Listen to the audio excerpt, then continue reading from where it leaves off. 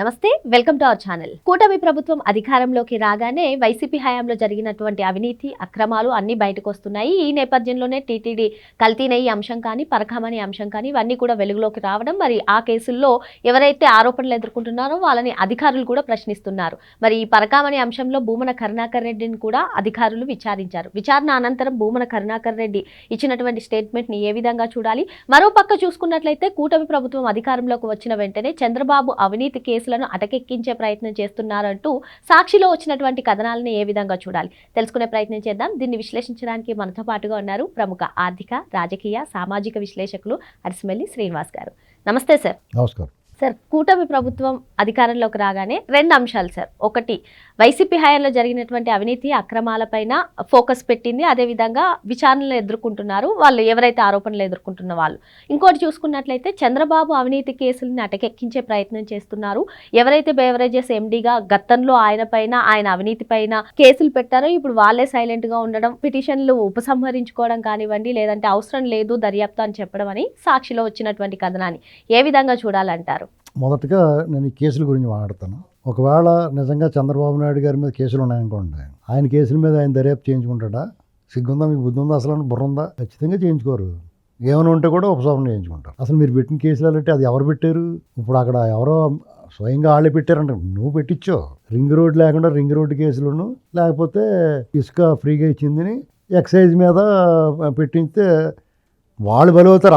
అది బ్లాక్మెయిల్ చేసే కదా వాళ్ళ చేత నువ్వు కేసు పెట్టించావు. ఎక్సైజ్లో వాళ్ళు ఏదైనా తిన్నాడో చేసాడో, ప్రభుత్వానికి ఏం సంబంధం లేకుండా ఏదో తప్పు చేసాడో ఒప్పు చేసాడో, లేదంటే నేను ఇరికిస్తామని చెప్పి బెదిరించి మీరు ఆ కేసు పెట్టించారు. నిజంగా అందులో ఏమాత్రం వాస్తవాలు ఉన్నా, రుజువులు ఉన్నా మీరు వదిలిపెడతారా? మీరు వదిలిపెట్టి మనస్తత్వం ఏమీ లేకుండానే లోపల వేస్తారు కదా. స్కిల్ డెవలప్మెంట్ ఆ కేసుల్లో మనీ ట్రైల్ లేకపోయినా సరే అసలు మీరు కేసు కట్టకుండానే అరెస్ట్ చేశారు కదా మీరు. అటువంటిది ఇప్పుడు మీ మీద ఉన్నట్టు ఆధారాలు ఉంటే మీరు వదిలిపెడతారు అసలు ఏంటండి? కాబట్టి మీరు వాళ్ళని ఏమి చేయలేరు. ఆ కేసులు నిలబడి కేసులు కాదు. దాని గురించి దర్యాప్తు ప్రసక్తే ఉండదు. ఒకవేళ నిజంగా ఉన్నా కానీ వాళ్ళ మీద వాళ్ళు దర్యాప్తు ఎంత చేయించుకుంటారు? సాక్షుల్ని బెదిరిస్తున్నారని కూడా రాశారు. సాక్షులు బెదిరించాల్సిన అవసరం ఏముంది? అసలు వాళ్ళే బాబు తప్పు అయిపోయిందండి బాబు, మమ్మల్ని బలవంతంగా పెట్టమన్నాడని చెప్తున్నారు వాళ్ళు వచ్చి ఇక్కడ.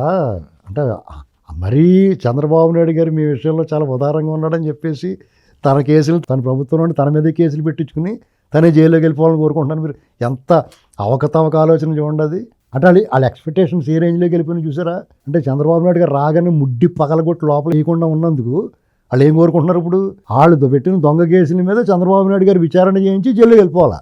అది అలా అంత పెద్ద కోరేసుకుంటున్నారు వాళ్ళు. మీకు అర్థమైనప్పుడు అలా ఎవడన్నా చేస్తాడా? అసలు నువ్వున్నప్పుడే, నువ్వు కేసులు పెట్టినప్పుడే దొంగ కేసులని తేలిని. మీ అదృష్టం కొద్దీ ఓ కోల్డ్ స్టోరేజ్లో ఉంది 17 అది ఆయన మీద క్వాష్ పిటిషను, అది తేలాల్సి ఉంది. అది తేలితే మొత్తం ఎన్ని ఏమి ఉండవు కదా అని చూస్తున్నారు వాళ్ళు. కావాలంటే ఆ కేసులు ఆయన చేసుకొచ్చి ఇవాళ ఆ కేసులు లేపేస్తే అసలు ఆ తీర్పుల గురించి కూడా ఆలోచించాల్సిన అవసరం లేదు. అయినా సరే పెద్ద మనిషి అయినా మీలా కాదు. ఇక మీకు అందుకనేనండి, ఎవరికైనా చనువిస్తే సంకనెక్కేస్తాడు. వాళ్ళకి ఎలా ఉండాలి అలా ఉండకుండా వీళ్ళు పద్ధతిగా ఉండబట్టి వాళ్ళు ఏ రేంజ్లో కోరుకుంటున్నారో చూడండి. వాళ్ళు దొంగతనాలు చేస్తారు. మీరు చేయకపోయినా సరే మీరు చేసినట్టుగా కేసులు పెట్టించుకుని మీరే విచారణ చేయించుకుని మీరు జైలుకి వెళ్ళిపోండి అడుగుతున్నారు. ఇది ఇక కరుణాకర్ రెడ్డిని చూస్తున్నాం కదా. కరుణాకర్ రెడ్డి ఇవన్నీ కాదండి, అతను ఈ పరకామణి కేసు జరిగినప్పుడు రాజీ చేసినప్పుడు అతను చైర్మన్, దొంగతనాలు జరిగినప్పుడు పట్టుకున్నాడు సతీష్ కుమార్, ఆయన చనిపోయాడు, చంపేశారని నిర్ధారణ జరిగింది. హత్య అన్నారు. ముందు అనుమానాస్పదం అనుకున్న తర్వాత హత్యగా పోస్ట్ మార్టం క్రైమ్ సీన్ రీకన్స్ట్రక్షన్లో తెలిసింది. ఇవన్నీ వీళ్ళకి పడతానికి 2 రోజులు పట్టింది వాళ్ళకి. నువ్వు అదే రోజు మధ్యాహ్నం నుంచే ఇది అందరికీ తెలిసినట్టు 11 అయింది. నువ్వు 1 గంటకి పెట్టావు, 12 గంటలకు ప్రెస్ మీట్. ఆత్మహత్య చేసుకున్నాడు అతను, వీళ్ళు వేధింపులు తట్టుకోలేక. నీకు ఎవరు చెప్పారు? అతనేమో నీకు ఫోన్ చేసి చెప్పాడు నన్ను వేధిస్తున్నారండి అని చెప్పేసి మీకేమైనా ఫోన్ చేసి చెప్పి చచ్చిపోయాడు అతను రాత్రి కదా చనిపోయాడు. కాబట్టి ముందుగా ఇదే ప్లేస్లో జగన్మోహన్ రెడ్డి ఉండి ప్రభుత్వంలో కరుణాకర్ రెడ్డి ప్లేస్లో టీడీపీ వాళ్ళు ఎవరన్నా ఉంటే ముందు అతను అరెస్ట్ చేసి తర్వాత విషయం చూస్తారు. ఇందులో ఎవరికి ఇతను చనిపోతే ఎవరికి మేలు జరుగుద్ది, ఎవరికి అడ్వాంటేజ్ ఉంటుంది అనేటువంటిది ప్రాథమికంగా ఆలోచిస్తారు సర్కమ్స్టెన్షియల్గా.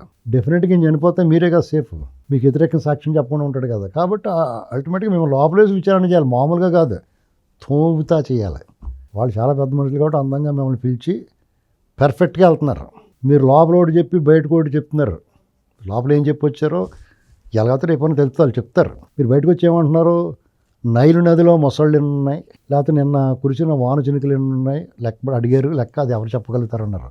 అవి కూడా చెప్పిస్తారు పోలీసులు తలుచుకుంటే డెఫినెట్గానే. ఆ రోజు కోసం మీరు కావాలని కోరుకుంటున్నారు, అది కూడా వడ్డిస్తారు. డెఫినెట్గా మిమ్మల్ని వదిలిపెట్టి ప్రసక్తి ఉండదు. అసలు నిన్నే సుదీర్ఘ విచారణ జరిపి రాత్రి మిమ్మల్ని అరెస్ట్ చేసి అదుపులో తీసుకుని మేజిస్ట్రేట్ ముందు పెట్టి రిమాండ్ వెళ్ళిన తర్వాత మీకు మళ్ళీ పిటిషన్ వేసి కస్టడీకి తెచ్చుకోవాలి. నిన్న మీరు చెప్పింది వాళ్ళు సంతృప్తికరంగా ఉంది, మళ్ళీ ఇంకోసారి పిలుస్తారు మిమ్మల్ని. ఎందుకంటే మిగతా సాక్షుల్ని కూడా చేసి మీరు చెప్పింది వాళ్ళది బేరీ చేసుకుని ఫైనల్ పిక్చర్ రెడీ చేసిన తర్వాత ఎత్తుతారు. అర్థమైందండి? అప్పుడు దాకా మీరు ఏం మాట్లాడతారో మాట్లాడండి. చెవిరెడ్డి భాస్కర్ రెడ్డి కూడా ఇలాగ అన్నాడు, మేము మందు తాగగానే మందు మీద వచ్చిన డబ్బులు ఇంట్లో పెట్టుకొని నేను ముట్టుకోనని అనలేదు కదా నువ్వు. మీ నాన్నగారు అలాగన్నారు, మీ అమ్మగారు ఎలాగన్నారు, ఇలాంటి కవులు చెప్పాడు. జైలు గదిలో గోడలు గుద్దేసాడు, తలుపులు తన్నేసాడు. ఆగిందా? అతను బెయిల్ రావట్లా, అనారోగ్యం పాలై ఇప్పుడు హాస్పిటల్లో ఉన్నాడు. అనారోగ్యం మీద ఉన్నవాడి మీద మాట్లాడకూడదు కాబట్టి సంస్కారం అడ్డు వస్తుంది. కానీ మీ శాస్త్రలో ఏది నమ్మిలా లేదు. నిజంగా అనారోగ్యం ఉన్నా కానీ ఉందో లేదో డౌట్, కానీ నీకు అనారోగ్యం ఉందనే నమ్ముతున్నాం మేము. మీరు మాట్లాడిన చంద్రబాబు నాయుడు గారిని మీరు మాట్లాడినట్టుగా మేము మాట్లాడాం. మొన్న ఎవరికో ఒక అతను బెయిల్ పెట్టుకుని నాకు రోగం ఉందని బెయిల్ పెట్టుకోలేదు, ఇలాంటి మాటలు మాట్లాడాడు. చంద్రబాబు నాయుడు గారిని ఉద్దేశించి అతని ముందు పిపిఎలకు వాళ్ళు కూడా మాట్లాడారు. మాలాంటి వాళ్ళు స్థాయి ఉన్న వాళ్ళు మాట్లాడితే కూడా మీరు తట్టుకోలేకపోతున్నారు. అయినా సరే మీ గ్యాంగ్కి ఏదో రోజు ఎండ్ కార్డు పడుద్ది. అది ఏదో రోజు అంటే ఎన్నాళ్ళో లేదు. ఇక మీకు ఇచ్చిన సాధారణంగా ప్రభుత్వాలకి ప్రతిపక్షాలు ఒక పీరియడ్ ఇస్తారు విమర్శించడం కానీ ప్రజలు రావడం కానీ. మీరు డే 1 నుంచి మీ నిబంధన మీరు ఉల్లంఘించారు. కానీ ఈ ప్రభుత్వం ఈ నేరాలు చేసిన వాళ్ళని, ఈ అవినీతి అక్రమాలు చేసిన వాళ్ళకి ఒక పీరియడ్ ఇచ్చారు. చట్టానికి అప్పచెప్పి పర్ఫెక్ట్గా తీసుకుని దర్యాప్తు చేయండి, ఇందులో ఎవరి ప్రమేయం లేకుండా చట్టాన్ని తన పని తను చేసుకోమన్నారు. ఖచ్చితంగా చట్టం తన పని తను చేసేస్తుంది ఇప్పుడు. కానీ ఆ చట్టంలో ఉన్నటువంటి లొసుగులను అడ్డు పెట్టుకుని వాళ్ళు బయట తిరిగే ప్రయత్నమే చేస్తున్నారు. ఈవెన్ ప్రజలు కూడా ఇదే అంశంపైన అసంతృప్తిగా ఉన్నారు కదా సార్. అది మాత్రం నిజం. ప్రజలందరూ కూడా చాలా చికాగ్గా ఉన్నారు. ముందు ఎదురు చూశారు, కళ్ళు కాయలు కాయలు ఎదురు చూశారు. ఎప్పటికీ నిన్న కూడా కరుణాకర్ రెడ్డి వెళ్తాడు అనుకున్నారు. ఇలాగా ప్రజల్లో ఒక రకమైన ఉక్రోషం వచ్చేస్తుంది. రేపొద్దని ప్రభుత్వం కూడా ఇందులో ఒక స్ట్రాటజీ ఉంటుంది. ఒక సహజంగా అనమాట, అంటే ఒక్కొక్కలాగా ఆలోచిస్తారు.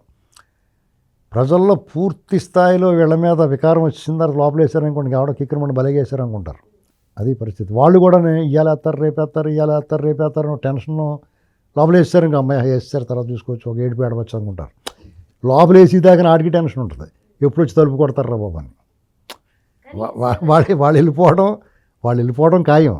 కానీ యాక్షన్ తీసుకునే లోపు వీళ్ళు ఫేక్ ప్రచారాలు టీటీడీ పైన భూమన కరుణాకర్ రెడ్డి ఎన్నిసార్లు ప్రెస్ మీట్లు పెట్టుకున్నా ఇప్పుడు ఆ పాపం కౌంట్ అయిపోతూ ఉంటుంది, తూకంలో అంటే బరువు ఎక్కువైపోతూ ఉంటుంది.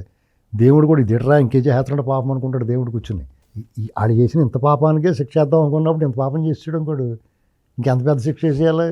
గరుడు పురాణంలో ఇక్కడ ఈ లోకంలో ఎవడైనా ఈ కర్మ సిద్ధాంతాన్ని నమ్మి చేసిన పాపానికి ఫలితం అనుభవిస్తాడో అనేటువంటి దాన్ని మనం హైందవ ధర్మం నమ్ముతుంది. సాధారణంగా ఇలాంటి నమ్మకాలు లేనివాడు కూడా ఏదో ఒక శక్తి ఉంటుంది, తప్పు చేస్తే దానికి శిక్ష తప్పదు అనేటువంటిది ఉంటుంది. ఆ లెక్కలో వీళ్ళకి గరుడు పురాణంలో శిక్షలు పడతాయి. ప్రజలు ఆల్రెడీ శిక్ష చేశారు, ప్రజలు తీర్పిచ్చారు. ఏంటి, వాళ్ళందరినీ ఘోరంగా ఓడించి బయట పంపించారు. ఇప్పుడు చట్టం శిక్షించాలి. అది అయిన తర్వాత వీళ్ళ అదృష్టం, వీళ్ళ లెక్క ఏంటంటే 3 రకాల శిక్షలు ఏకంగా ఉన్నాయి. ప్రివిలేజెస్ ప్రజల చేతిలోనూ దెబ్బతినేస్తారు, చట్టం చేతిలోనూ దెబ్బతినేస్తారు. ఇక తర్వాత గరుడు పురాణం శిక్షలు ఉంటాయి. కొరత సోలదండని అంటే ఇలా తీసుకెళ్ళి కొబ్బరికాయని గుచ్చుతారు, ఇలా ఒలుతానికి అలా గుచ్చేస్తారు. సోలదండని అంటారు దాన్ని. క్రిమి భోజనం అని సినిమాలు చూపించాడు, జలగలను గట్ట పడేస్తారు మీద, అవి శుభ్రంగా రక్తం పీల్చేస్తాయి. అది క్రిమి భోజనం. కుంభీ పాకం ఇలాంటివన్నీ చేస్తారు. వాళ్ళకి ఏమి వదలరు, వీళ్ళు చేసిన పాపాలు అలాంటివి. ఎందుకంటే ప్రజలు కోట్లాది మంది వీళ్ళకి శిక్షలు పడాలి అని వాళ్ళు కోరుకుంటున్నారు. ఒక మాట మంత్రమే పనిచేస్తుందండి. అలాంటిది కోట్లాది మంది కోరిక ఏదైతే ఉందో అది ఖచ్చితంగా ఫలిస్తుంది. 10 మంది నడిచిన దారి బాట అవుద్దండి, రహదారి అయిపోద్ది. 10 మంది ఆడిన మాట మంత్రమైపోద్ది. ఆ శక్తిని వీడు ఎదుర్కోలేడు. అది దెబ్బ పడద్ది. మరో అంశంతో మళ్ళీ కలుద్దాం. Thank you.